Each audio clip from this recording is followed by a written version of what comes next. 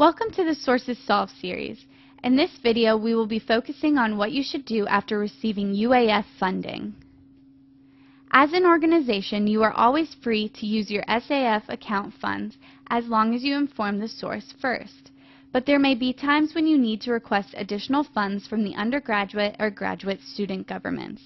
These primarily include times when you are traveling and need some extra money for lodging, gas, event registrations, tolls or parking, plane tickets or airfare, charter buses or rental vehicles, or times when you are hosting an event and may need help paying for university dining services or other food vendors, entertainers or speakers, or for renting and purchasing any equipment. You will receive word from the source within 2 weeks of turning in your travel or event packet. This email will include a scan with your original packet, as well as justifications for why you received the funding that you did if it was not what you requested.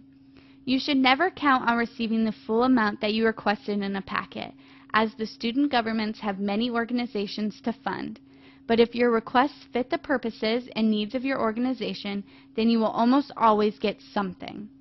The email from the source will also include a description of what you can use your allocated funds for.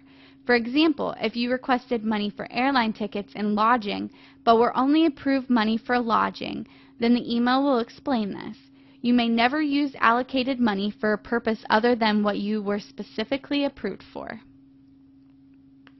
After receiving your funding justification, you will need to complete a Student Organization Request Form, or SORF, like the one pictured here, before making any purchases. This is the exact same form that you will fill out if you were withdrawing funds from your SAF account. Simply make one SORF for each vendor, for example Holiday Inn, check whether you will be using your UAF Travel or UAF Project account, write your account number in the appropriate space, and get your advisor's signature. If you wish, you can follow the links shown to see a filled-in example. Make sure that with each SORF you include documentation to prove the price of what you are purchasing. A good idea would be to keep the documentation that you use for your travel or event packet and submit it again here. This may seem redundant, but it's very important.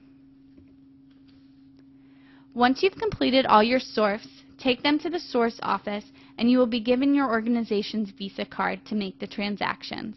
If need be, you can raise the limit on this card for larger purchases. Once you have your Visa, you're good to go. Again, make sure you only spend money on what you were approved for.